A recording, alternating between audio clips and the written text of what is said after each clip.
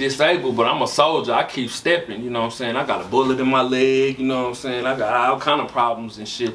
Nigga, I wore a colostomy bag for a year, you know what I'm saying? Was on a walker and shit for a long ass motherfucking time. Yeah, nigga, goddamn, he went through it. So, you know, nigga really felt the pain, you know? And that's just a part of the game, you know? I changed over time, not necessarily because of that happened. Niggas just, you know what I'm saying, on some grown man shit. You know what I'm saying? I ain't trying to go back to the penitentiary. I ain't trying to, you know what I'm saying, I'm not trying to do that. I almost left my kids when I got shot. Cause I died. You know what I'm saying? I really died, my nigga, like for real. Like, and they brought you went color blue, like you. Yeah. They had to bring you back to life. Yeah. Yeah, type shit. Yeah. You know, and then be seeing my mama and them crying, and you know, my kids crying, and my sisters and shit crying and shit, because, you know, what happened, you know, that shit would really hurt a nigga. Right. Yeah, I never asked nobody this question, but, you know, while we in it, that moment, bro, when you died, because you almost felt a near-death experience, you know what I mean? No, I did die. Yeah. Like, I know how it feels to die. That's what I want to ask you. Yeah. So I mean, like. Oh, how does it feel? How did it feel? How did it feel when, like, cause it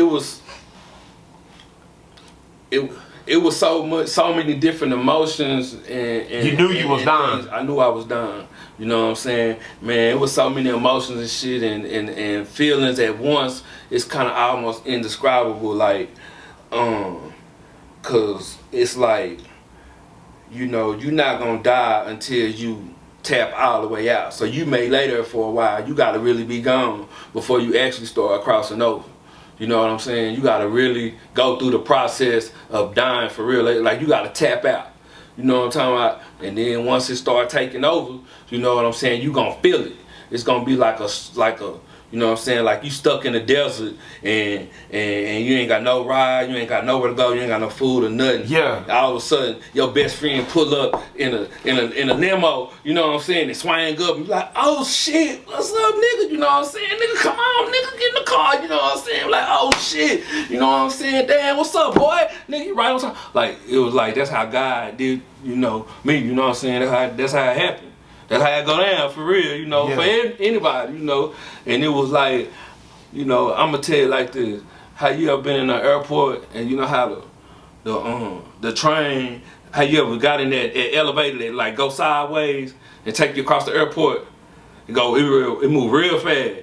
It's almost like you on a space shuttle or something. The shuttle bus? Yeah. It's inside the airport though.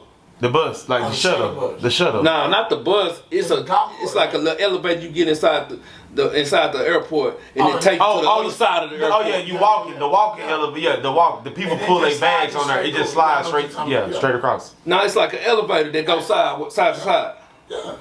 Yeah. It was like one of those to the sky. You know what I'm saying? And then everything starts shutting down, like the pain in my leg, like I got a bullet in my leg, my bad. You know what I'm saying? And then my stomach is messed up right here because they took my intestines out. And then this. So you just felt yourself slowly stop breathing then? Nah, I mean, it was like I was drifting off and then fainting. like almost going to sleep, like almost like, you know what I'm saying? And you couldn't like, help it. Yeah. Nah, I mean, I was dying. Like, I was really dying. Like, I had, the bullet fucked me up bad. I mean, I was bleeding. I almost bled to death. But then, you know, and then when it started taking me, it was like everything once, like I was looking down, like an out-of-body experience. Like, everything started rushing my head, like, damn, this is it. You know what I'm saying? What my family gonna say, what my friends gonna say, I'm gone. You know what I'm saying? All this shit just started rushing me. Once this shit was just crazy, man. And then you fucking woke up. A month later. You was on the bed for a month? I was in a coma for a month. You was in a coma for a month. Yeah. On the bed. Wow. I was on the bed for 2 months. Yup. In a coma, bro. And then it was like all this pain that I have, like what I go through every day, like it was going away, like curtains closing. Like you have you ever seen curtains closing like at a like play or something? Yeah. Like boom, how they come down hard. You ever seen that? That's how the pain went away from my stomach. boom, like curtains closing hard. Then it went away from right here, like curtains closing hard, boom. And then in my leg, you know what I'm saying? Nah, for real, Jimmy, like damn, nah, for real. Then like my leg, like it just, like the pain it just disappeared. Like boom, like curtains closing. You know what I'm saying?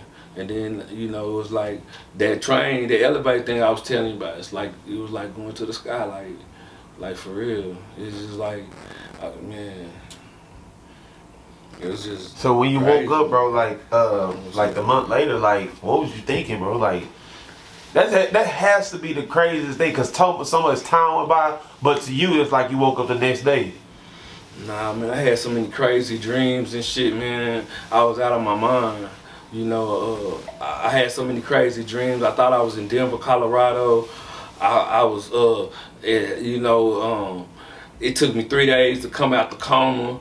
You know, because they gave me so much anesthesia and stuff, and when I woke up, I had so much shit going on with me, and nobody told me. I had tubes in my nose, coming out my mouth. I had tubes all in my chest. I had a catheter in, a colostomy bag. I had a bunch of shit, and it was about a week, damn near a week, before somebody told me exactly what was going on. They was just working, just changing the colostomy bag, changing the catheter, just feed me through tubes in my neck. I had tubes all down my nose and my mouth and everything. Nobody told me this is what's wrong with you, this is what's wrong with you, this is what's wrong with you. Man, they was just coming through, just doing stuff to me. It took me about 4 or 5 days of being woke before I realized all the stuff that they was doing to me.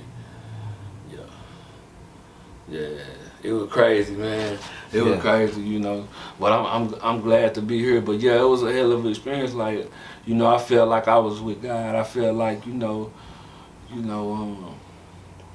I felt like God got me when I made it to where I was going. I felt like somebody was coming to greet me. You know, like somebody was coming to get me, I guess, so to speak. And my sister, this is crazy. My sister, God rest her soul, SH0T, she had a dream that when this was happening, that I died and my daddy was coming to get me. I don't know. Right. I don't know, man. This shit crazy. Shit crazy, man. Yup. But yeah, man, you know it. That gang banging shit ain't no joke. You know what I'm saying? Nigga done been, you know, in gang fights and shootouts, and you know what I'm saying. A nigga done been to the penitentiary and outlet behind this street shit. Nigga done got shot. So. And so look, so let me tell you that, like, man, says, so you know, coming out of Fort Worth and stuff like that, right? One of the most notorious cities, bro, in Texas. It is, bro, like. First gang banging city too in Texas, you know. And I know we talked about it early, bro. Now at this era of time, I feel like I feel like it sparked back up a little bit, you know what I'm saying? It really never left. It just kind of changed its face. Yeah. So like, what's the advice, bro? Because you know, like, you do the music and you see these artists out here, bro. They doing the music, right? So what's your advice now? Because look, now it's changed. Because now, like you said, they're rapping about riding, sliding, and killing now. You know what I'm saying? And they doing the gang banging stuff. Like, what's your advice to them, bro? Like, if you can't give them some, you know what I'm saying, so they won't experience what you've been through. Shit. I mean, Diamond shit. I just tell them, you know, it's more to life than that. You know what I'm saying? And you know, aim for higher goals. You know.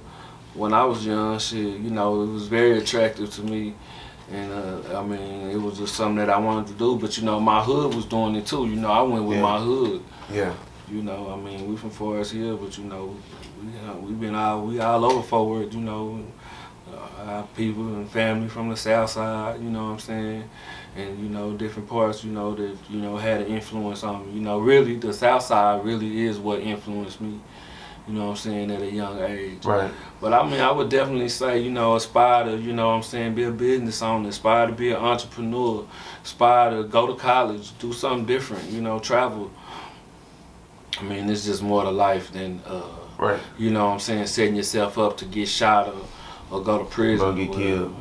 Yeah.